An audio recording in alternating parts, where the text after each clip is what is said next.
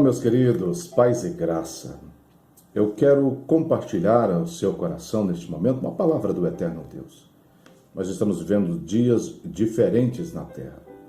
Dias em que a humanidade está aflita por causa das muitas mortes causadas por causa do coronavírus, também está aflita, preocupada por causa do desemprego gerado por essa pandemia. Enfim, meu querido, muitas são as preocupações, mas nós devemos ter uma certeza, e você precisa ter essa certeza também, em saber qual é o Deus que nós servimos.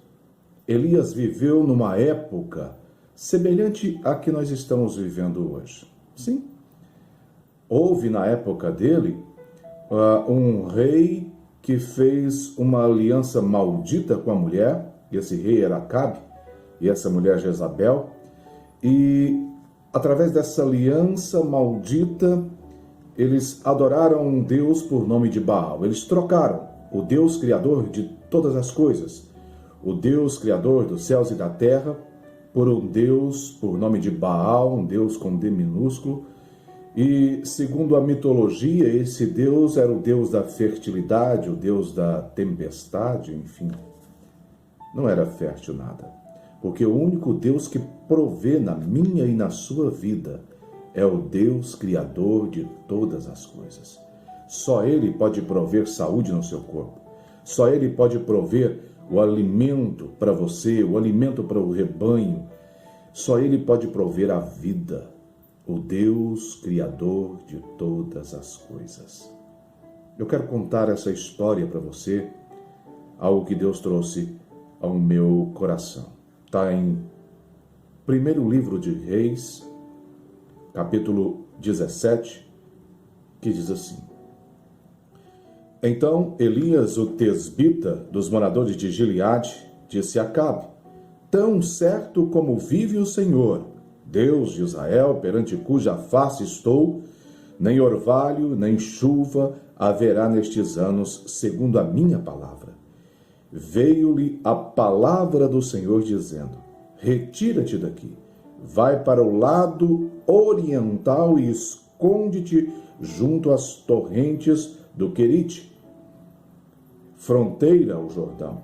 Beberás da torrente, e ordenei aos corvos que ali mesmo te sustentem. Foi, pois, e fez segundo a palavra do Senhor. Retirou-se e habitou junto à torrente do Querite, fronteira do Jordão. Os corvos lhe traziam pela manhã pão e carne, como também pão e carne ao anoitecer, e bebia da torrente. Mas, passados os dias, a torrente secou, porque não chovia sobre a terra. Querido, é importante sabermos o porquê de tudo isso, o porquê que aconteceu que Deus permitiu que não chovesse em Israel por 3 anos e 6 meses. Foi por causa da aliança de Acabe, filho de Omri, e certamente foi uma aliança que o seu pai fez, não sei, mas ele casou com Jezabel. Jezabel adorava Baal, como eu falei logo no início, e Baal era o Deus, entre aspas, da fertilidade. Mas como assim Deus da fertilidade se não chovia? Como Deus da fertilidade se não brotava erva no campo? Como Deus da fertilidade, se não vinha talvez mais filhos para aquelas mulheres por causa da fome, por causa da necessidade de alimentos? Era o Deus que Jezabel adorava. E ela não só adorava, mas ela oferecia sacrifícios àquele Deus. Ela oferecia crianças. Ela matou os profetas de Deus a fio da espada. Era uma mulher sanguinária, perversa. E ela levou isso para a população, meu querido. A nação de Israel passou a adorar Baal, esqueceu os caminhos do Senhor, esqueceu as benevolências que Deus havia feito para elas até ali, por causa dessa líder, dessa mulher, por nome de Jezabel, e do seu esposo, o rei Acabe. O povo estava no pecado. O povo tinha desviado do caminho da verdade da vida e tinha procurado um outro caminho agora. Um caminho da idolatria, um caminho da rebeldia. E não te lembra nada isso, meu querido? Hoje nós vivemos dias assim. Nós vivemos dias em que a humanidade tem se desviado do caminho de Deus, em que a humanidade tem se esquecido das promessas de Deus e tem se esquecido daquilo que está escrito nas Sagradas Escrituras, onde diz que Jesus está voltando e que ele vai voltar para buscar um povo sem pecado, um povo que não desvia nem para a direita, nem para a esquerda. Você faz parte desse povo? Aquele povo daquela época não fazia parte dessa geração eleita. Era um povo que estava desviado. E Deus se entristeceu, meu querido. Não pense você que tudo que está acontecendo no mundo passa indiferente aos olhos de Deus, do Eterno, pois não passa. Ele está chateado com tudo isso aí. Ele está chateado com as mulheres transformando os seus corpos em corpos de homem, homem transformando os seus corpos em corpos de mulheres. Ele está insatisfeito, meu querido, com a brutalidade do ser humano que tem perdido o amor pelo próximo, como diz as Sagradas Escrituras. Tem matado facilmente. Tem matado crianças, abandonado crianças, abortos. Deus se entristeceu com aquela humanidade. E ele manda Elias vai perante o rei Acabe e fala para ele que durante 3 anos e 6 meses não vai mais chover por sobre Israel. Vai parar a chuva. Não vou derramar mais chuva.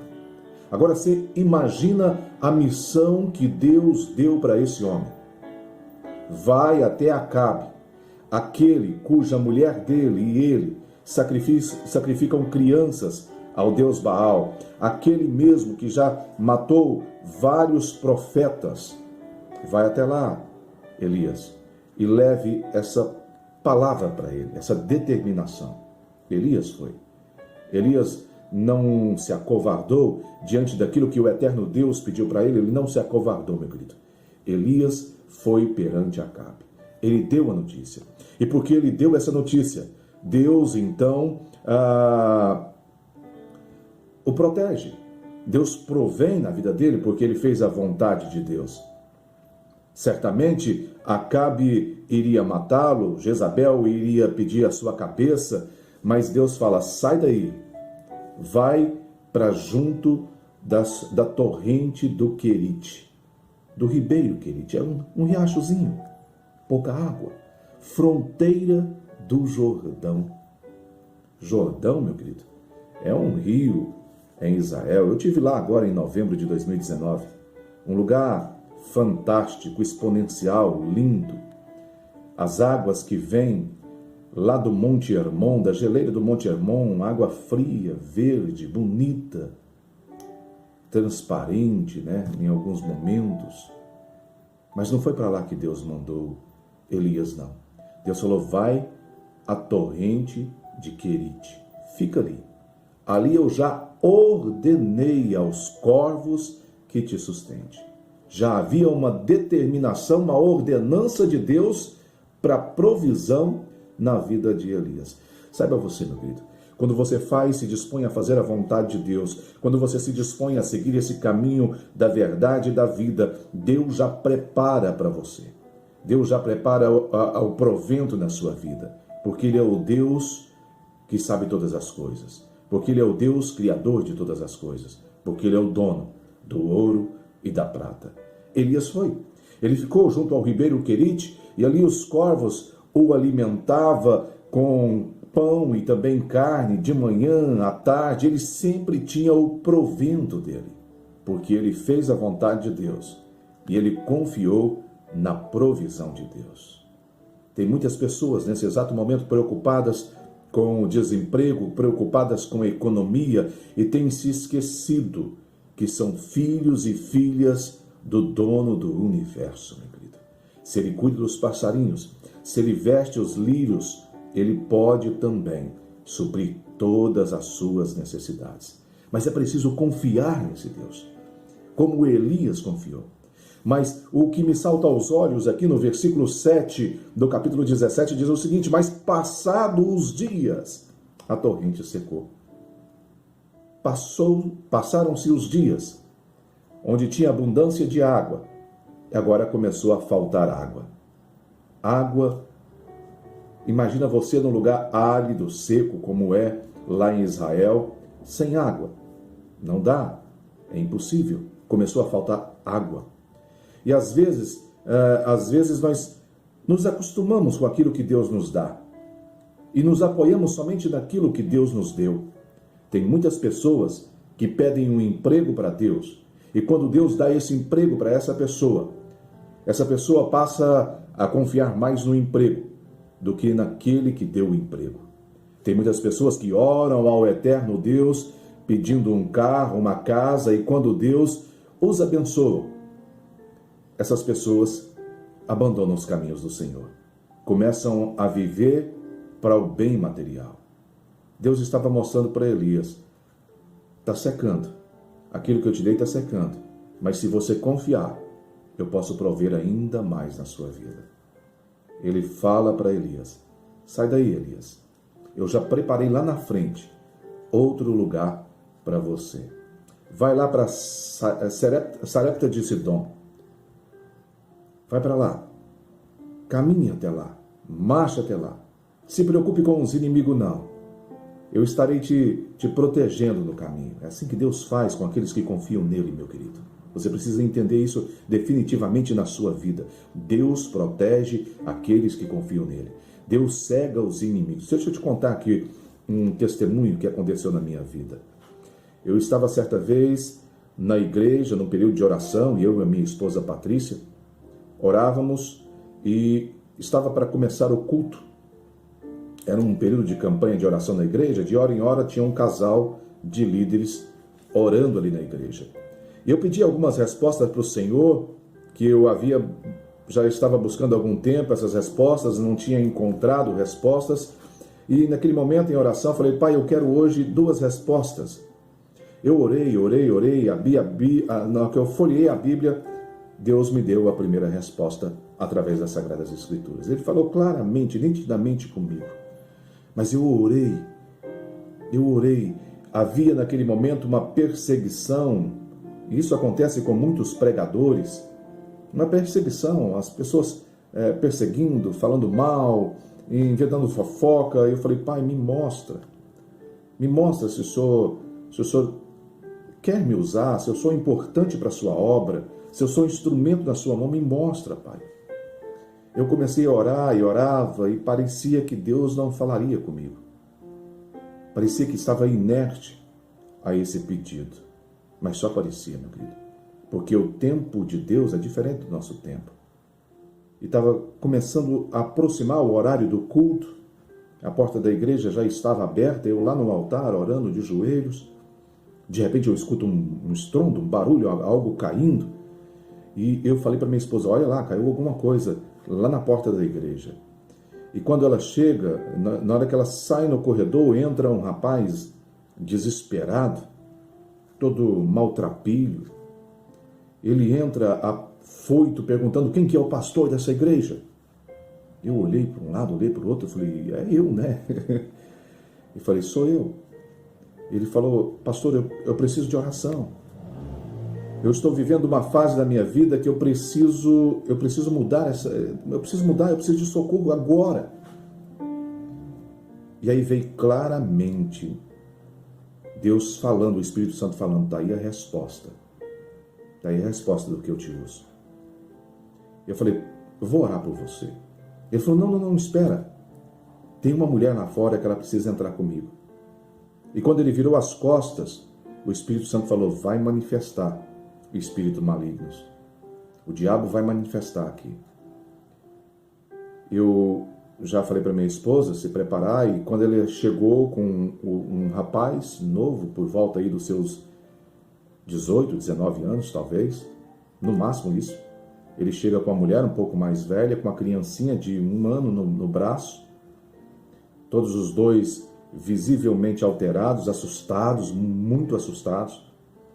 E quando eu falei para eles ajoelharem diante do altar do Senhor, que eu iria orar por eles e que eles se arrependessem de todos os pecados, Deus perdoaria, aquela mulher já começou a mudar o seu semblante. Eu falei para minha esposa, pega a criança, segura a criança. E aí ela segurou a criança e a mulher começou a manifestar espíritos malignos. Sem muito alarde, meu querido, porque eu fico entristecido quando eu vejo pastores impondo as mãos e fazendo teatro e apontando câmeras, microfones para as pessoas que estão possessas. Jesus não expunha ninguém.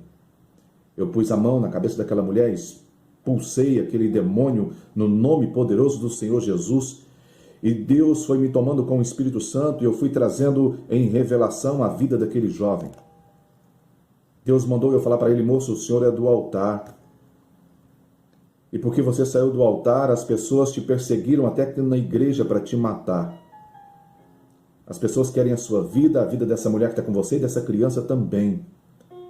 Mas Deus te dá um recado nessa noite. Arrependa dos teus caminhos. Faça a vontade de Deus. Volte à noite para o culto. Vai na sua casa, toma um banho e volte para o culto. Ele, pastor, mas se eu voltar aqui, eles vão me pegar. Eu falei, vai e volta tranquilo, porque Deus vai te proteger no caminho. Aquele rapaz voltou com roupas limpas, ele e a mulher, mas ele bem quebrantado. E a palavra daquela noite era um pregador de outra cidade, e ela foi direcionada pelo Espírito Santo de Deus para ele. Parecia que eu tinha contado a história para o pastor, mas não contei. 3 anos depois, eu fui pregar numa cidade vizinha aqui, a minha cidade, a cerca de 60 quilômetros, e um jovem, bem vestido, de terno, não parava de me olhar quando eu cheguei. E aí eu sentei esperando me chamarem para o altar, para levar a palavra, e ele foi e ajoelhou na minha frente. E falou, pastor, o senhor não está me conhecendo mesmo? Eu falei, não estou te conhecendo não, filho. Ele falou, eu sou aquele moço que um dia entrou correndo de traficantes que queriam tirar minha vida.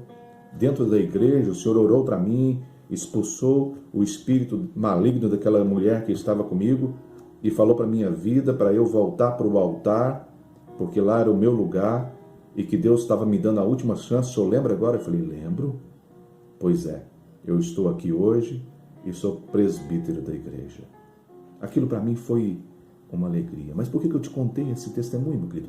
Para falar exatamente que Elias saiu do Ribeiro Querite e foi até para Sarepta de Sidom e ninguém conseguiu ver Elias. Deus cega os nossos inimigos, ele nos protege no caminho, meu querido.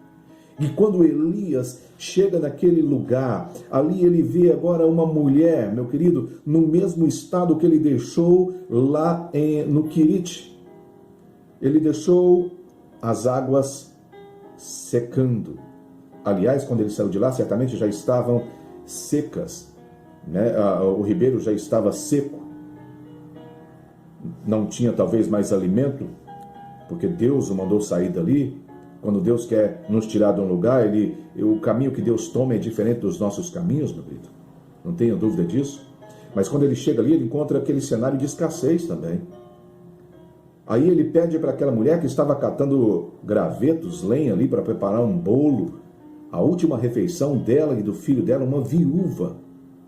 E não tinha auxílio emergencial naquela época não, meu querido. Não tinha. Viúva não ficava com pensão. Viúva, o esposo morria, não tinha aposentadoria, não tinha nada disso. Ela estava catando o último.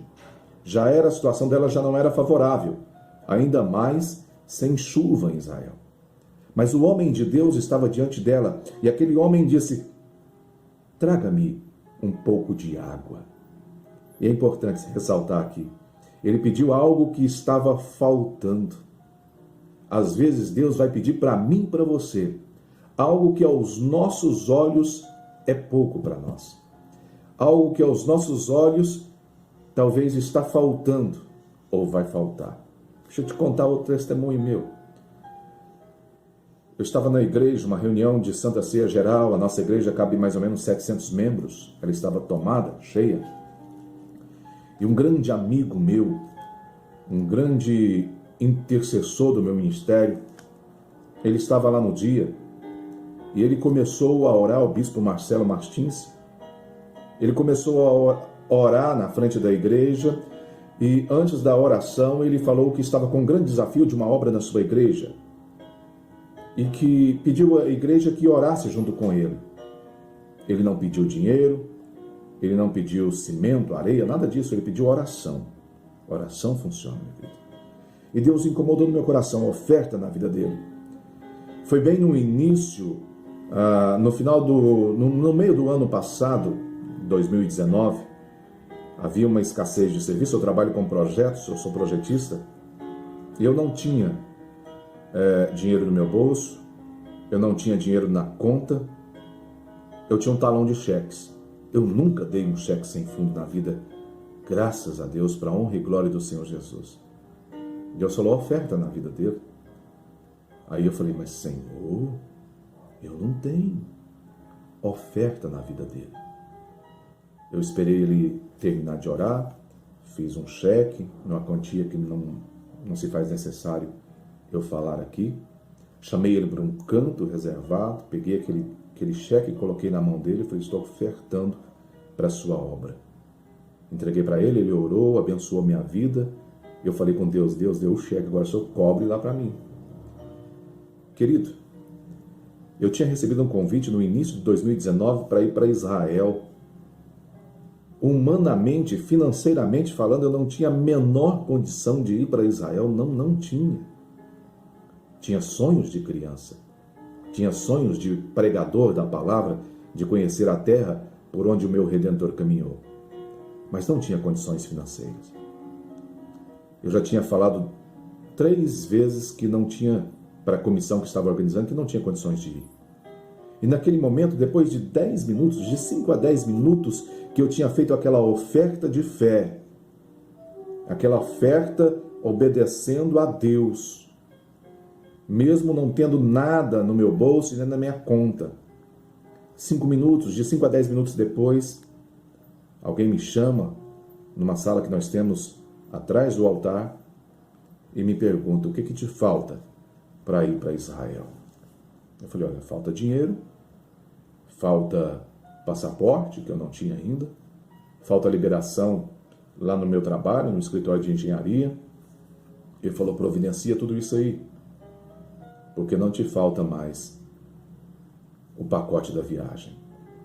Um irmão da igreja ofertou para você. Eu nunca falei diante da igreja, meu querido, que eu queria ir, que eu precisava de oferta, nada disso. Você não precisa falar para a multidão as coisas.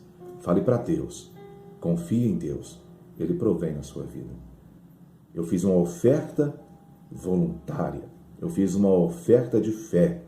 E 5 a 10 minutos depois, Deus honrou a minha fé. Eu ganhei, um grande amigo me deu esse pacote, R$17.800. Foi o valor do pacote da viagem para Israel. Nós passamos na nossa igreja na Itália, foi uma bênção. Aquela viúva vai buscar talvez a última botija de água para Elias.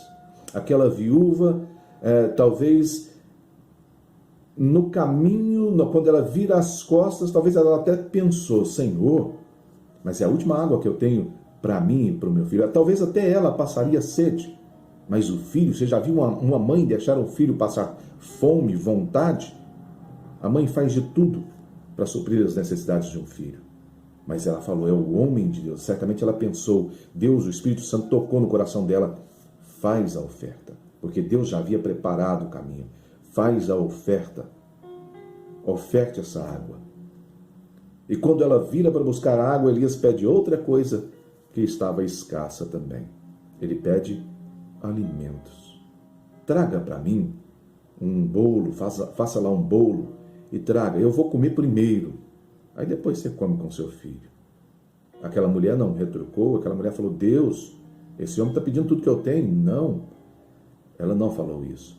Ela confiou em Deus e ela fez aquilo que Jesus nos pede: amar a Deus sobre todas as coisas e o teu próximo como a ti mesmo. Não tinha escrito na testa de Elias, homem de Deus. Não tinha. Ela estava servindo ali, talvez ela pensou que fosse um andarilho, alguém que estava viajando. Ela foi e fez o que o homem de Deus determinou. E a palavra de Deus vai falar que no período que houve seca, no período dos 3 anos e 6 meses, não faltou nem azeite e nem farinha na panela daquela mulher. Não faltou nada. Lá na frente você vai ver a história. O filho dela adoece, morre. Elias ora 1, 2, 3 vezes e Deus devolve a vida para aquele moço e ele o restitui à mãe. Eu te pergunto, querido, nesses dias de quarentena para muitos, aqui no estado de Goiás não está tendo quarentena não, eu te confesso, as pessoas estão andando livremente, o trabalho segue normal, mas em muitos estados aí está tendo quarentena. O que você tem deixado entrar na sua casa? Essa viúva deixou entrar a palavra de Deus, o homem de Deus, as coisas de Deus, mas tem muitas pessoas trocando o caminho, a verdade e a vida pela esquerda e pela direita. Provérbios vai dizer: não desvie nem para a esquerda e nem para a direita. É o caminho do centro, meu querido. O centro da vontade de Deus. Esse é o caminho do centro da vontade de Deus. E aí, você sabe o que acontece? Deus fala para Elias novamente: Elias, fala o seguinte, volta lá no rei Acabe e fala para ele que agora vai chover. É preciso fazer algumas coisas. É preciso consertar algumas coisas. Entre essas coisas, consertar o altar de adoração. E aí ele manda Elias voltar lá. Elias não retruca. Meu querido, imagina no começo, quando Elias chegou lá, avisando que não ia chover. Aquele homem ficou furioso. Agora você imagina, depois de 3 anos e 6 meses sem chuva, o tanto que Acabe e Jezabel estavam furiosos com Elias. Mas Elias foi. Falou: olha, vai chover agora. Mas nós precisamos ir lá para o Monte Carmelo. Reúne aí esses profetas de Baal, esses falsos profetas. São 450 profetas falsos. Reúne eles aí. Vamos embora para um desafio entre o meu Deus e o Deus de vocês. Vão lá para o Monte Carmelo. E aí eles foram. E chegando lá, Elias falou: olha, prepara aí o altar de vocês. Pode preparar, fique à vontade. Eles prepararam o altar, colocaram lá a lenha. E Elias falou: olha, mas não põe fogo não. Ora para o Deus de vocês mandar fogo. Não é o Deus da fertilidade? Manda o Deus de vocês descer fogo do céu aí, queimar a lenha e queimar também o sacrifício. E eles ficaram, desde manhã até a tarde, orando e clamando ao Deus deles, ao Deus Baal, e nada. Aí Elias resolveu tirar um sarro deles. Eles falaram: não, clama mais alto, disse Elias. Clama mais alto, talvez ele esteja dormindo, talvez saiu. Clama mais alto.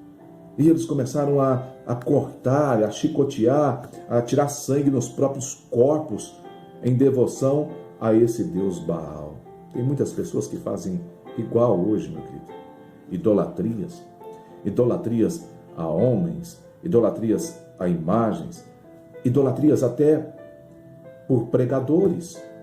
Tem gente que só escuta um tipo de pregador, porque idolatria por igreja, placa de igreja. Tem gente que tem capacidade de falar que só a igreja dele é que vai salvar. A igreja não salva ninguém, meu querido.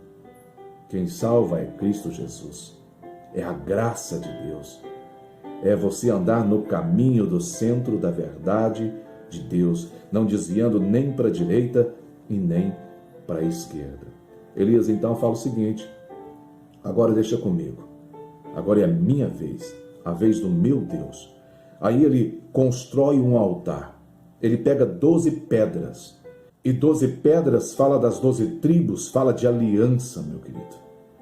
Ele constrói o altar da aliança, uma nova aliança com Deus, mostrando que aquele povo, se quisesse ver a chuva, sentir a chuva, ver a erva brotar novamente, ver a fertilidade, teriam que fazer uma nova aliança com Deus, porque Deus não quebra aliança, é o homem que quebra aliança. É o homem que quebra aliança. Ele coloca a lenha seca, muito seca. E aí, meu querido, ele fala, constrói uma vala em volta aqui para mim. Eles construíram. E foram colocando água e mais água, era um produto escasso. Mas essa água apareceu. E ele colocou muita água. E agora ele falou, molha a lenha. Porque, meu querido, pegar fogo no Espírito Santo quando está tudo tranquilo, favorável, é fácil demais.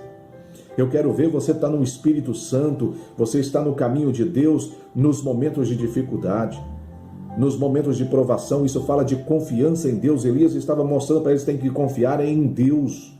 Ele falou, molha a lenha uma vez, molha a lenha 2 vezes, molha a lenha 3 vezes. Encharcaram a lenha, colocaram o sacrifício em cima da lenha. E aí ele orou ao Deus que faz todas as coisas. O Deus que provém na vida daqueles que confiam. O Deus criador dos céus e da terra, meu querido.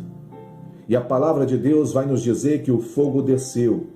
O fogo lambeu. Deus mandou o fogo dos céus. Ele queimou o sacrifício, ele queimou a lenha molhada, ele lambeu a água que estava em volta, meu querido. E a Bíblia vai nos falar que Elias matou os 450 profetas de Baal. Deus tinha mandado ele dar o recado para Elias que iria chover. Mas agora ele sai e vai ao cume, ao topo do Monte Carmelo. E eu estive lá no ano passado, meu querido. Um lugar fantástico, lindo. E lá de cima você consegue ver lá no fronte o Vale do Armagedon. E aí ele começa a colocar a cabeça por entre as pernas e o rosto no pó e vai falar com Deus. Ele fala para o seu servo, olha, vá até o mar Mediterrâneo, até o platô que dá para o mar Mediterrâneo e olhe se já tem nuvem. Ele orou uma vez, orou 2 vezes, e o moço ia e voltava. Meu querido, quando a gente lê a Bíblia, quando você vai em Israel, você começa a entender, começa a ver a dimensão, distâncias, geografia do lugar que Elias estava orando. Não tinha visão para o mar Mediterrâneo. O menino tinha que descer uns 3, 5 quilômetros para ir e chegar num platô, onde tem um lindo jardim hoje, e ver o mar Mediterrâneo. E a resposta sempre era a mesma. Nada, não tem nada, está tudo azul, azul do mar, azul do céu. Elias não desistiu. Deus havia prometido. Quando Deus nos promete algo, nós temos que confiar nele, meu querido. E ele orou mais a 4ª vez, a 5ª, a 6ª. Na 7ª vez, o menino volta, ofegante, talvez, feliz. Falou, oh, agora está diferente, Elias. Agora eu vi algo diferente. E aí, se tivesse alguém do lado ali, ia pensar, agora os céus se enegreceram, o céu ficou carrancudo. Ele falou, eis que eu vi uma nuvem do tamanho da mão de um homem. Elias falou, pronto, é a resposta de Deus.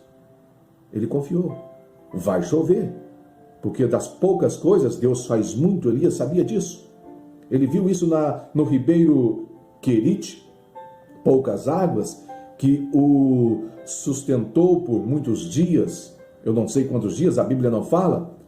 Ele viu lá na casa da viúva um pouquinho de farinha, um pouquinho de azeite, um pouquinho de água, que o sustentou por todo o período que ele ficou ali. Ele sabia que do pouco Deus faz muito, e você precisa entender isso também, meu querido. Às vezes Deus colocou algo na sua mão e você está esnobando, menosprezando isso que está nas suas mãos. É através disso aí que Deus vai fazer crescer na sua vida. As pessoas começam algo nas igrejas e falam, mas é tão pequeno. Hoje eu estou só ajudando aqui um obreiro, um presbítero. Deus ele capacita aquele que ele escolhe, meu querido. Ele capacita. Eu era o menos provável para estar pregando a palavra de Deus hoje. Era o menos provável. Não foi homem que me capacitou. Não foi seminário teológico que me capacitou. Foi o Espírito Santo de Deus. Elias sabia isso. Ele sabia disso. Então agora ele fala, olha, fala para Acabe entrar no seu carro e ir embora, porque eu já ouço o ruído de abundante chuva. Será que você é capaz de escutar neste momento ruídos de abundantes chuvas na sua vida também? Chuvas de bênçãos na sua casa, chuvas de bênçãos na sua saúde, chuvas de bênçãos no seu casamento, no seu ministério, na sua vida como pai, na sua vida como mãe, na sua vida como filho, filha. Será que você consegue, com os olhos da fé, com os ouvidos espirituais, escutar ruídos de abundantes chuvas de bênção? Elias escutou e choveu abundantemente, meu querido. Choveu abundantemente. Porque ele confiou, porque ele acreditou em Deus. Mesmo, meu querido, que aconteça o que falou aqui no versículo 7, mas passados os dias, a torrente secou, não se desespere. Porque vão chegar dias em nossas vidas que vão ser dias difíceis. Não desista. Não tire a confiança do Deus que fez todas as coisas. Não tire a sua confiança. Quando Josué estava já no final da sua vida, quando Josué estava já para morrer, ele reúne o povo. Josué capítulo 24 vai falar isso. Ele reúne o povo e fala, olha, escolha qual Deus vocês querem servir. O Deus dos pais de vocês, que serviram além do rio? Qual Deus? Escolha o caminho, a esquerda, a direita ou o centro da vontade de Deus. Qual Deus vocês vão seguir? Eu pergunto para você, qual Deus você quer seguir? O Deus da mídia, que tem mostrado aí um mundo que está sem jeito mais? Como se Deus não tivesse poder para acabar com tudo isso aí? Um Deus do pânico? O Deus do desemprego? Ou o Deus que provém todas as coisas? Josué tinha uma certeza no coração. Ele falou, eu não sei vocês, porém eu e a minha casa serviremos ao Senhor. Sirva ao Senhor Deus, meu querido. Confia nesse Deus. Antes de erguer o altar com as 12 pedras, Elias fala para aquele povo, até quando vocês ficarão pensando entre dois senhores? Escolha quem seguir. Se quer seguir Baal, siga Baal. Se quer seguir Deus, siga Deus. Mas escolha hoje, defina hoje. E eu faço a mesma pergunta para você. Qual Deus você quer seguir? O Deus que proveu na vida de Elias? O Deus que derramou chuva por sobre Israel, abundantes chuvas? O Deus que fez multiplicar o azeite, a farinha, a água, fez brotar a água da rocha? O Deus que mandou o seu único filho Jesus por causa de mim e de você? Se for esse Deus que você escolher, meu querido, eu tenho certeza que grandes coisas Ele fará na sua vida e fará ainda maiores quando Ele te buscar no grande dia do Senhor Jesus. E esse dia se aproxima, esse dia está chegando.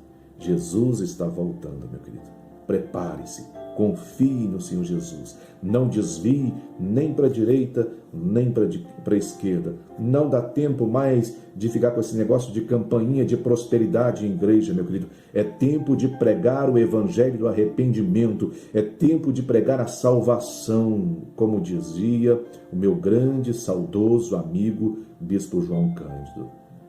Uma semana antes de falecer, ele me mandou uma mensagem falando, meu pastor, precisamos pregar a salvação. Jesus está voltando e amanhã pode não dar mais tempo para anunciarmos o evangelho àqueles que estão no pecado. Eu quero orar com você. Eu posso orar com você? Feche os seus olhos. Talvez você andou por vários caminhos da idolatria, caminhos do adultério, caminhos do roubo. Talvez você tenha sangue nas suas mãos, mas Deus pode te perdoar. Deus pode te dar uma nova história.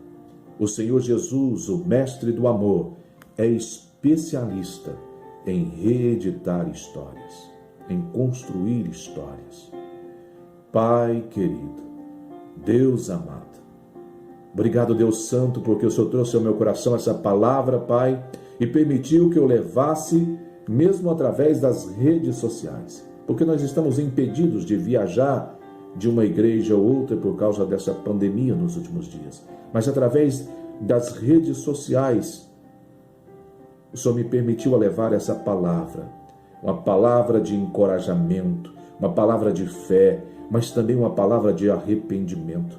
Vá ao encontro destes que estão necessitados agora, Pai, como aquela viúva que estava preparando o último alimento. Talvez tenha alguém agora preparando o último alimento, Pai. Leve a provisão sobre essas vidas. Aqueles que foram feridos no físico, na alma, Pai, o Senhor é capaz de sarar, restaurar. Aqueles que tiveram uma história hereditária de maldição na família, aqueles que tiveram uma história hereditária de doenças na família, de divórcios, de adultério, ó Pai, o Senhor é capaz de entrar nas matrizes da mente e reeditá-las novamente, sobrepondo a elas um tempo de bênção, um tempo de conquista, um tempo de paz, Deus querido. O Senhor é capaz de trazer esperança àqueles que estão sem esperança. O Senhor é capaz de trazer vistas àqueles que estão cegos, movimento àqueles que estão paralíticos, aqueles que estão talvez contaminados por esse vírus, Pai. O Senhor é capaz de fazer o pulmão restaurar novamente, os rins filtrarem novamente, o coração bater em sua normalidade, porque foi o Senhor que fez tudo isso, Pai. Deus, eu oro crendo na Tua palavra, crendo nos Teus profetas, no direcionamento do Teu Espírito Santo e no poderoso nome do Senhor Jesus. Amém. Querido, eu tenho certeza que se você não desviar nem para a esquerda, nem para a direita e ficar no caminho do centro, que é o centro da vontade de Deus, grandes coisas o Senhor fará na sua vida, na sua casa e na sua família. Muito obrigado pela atenção, por você ter ficado até esse momento me ouvindo a palavra do eterno Deus. Ela vai brotar no seu coração. A palavra de Deus diz que a nossa fé vem pelo ouvir e ouvir a palavra de Deus. Você ouviu. Sua fé está alimentada.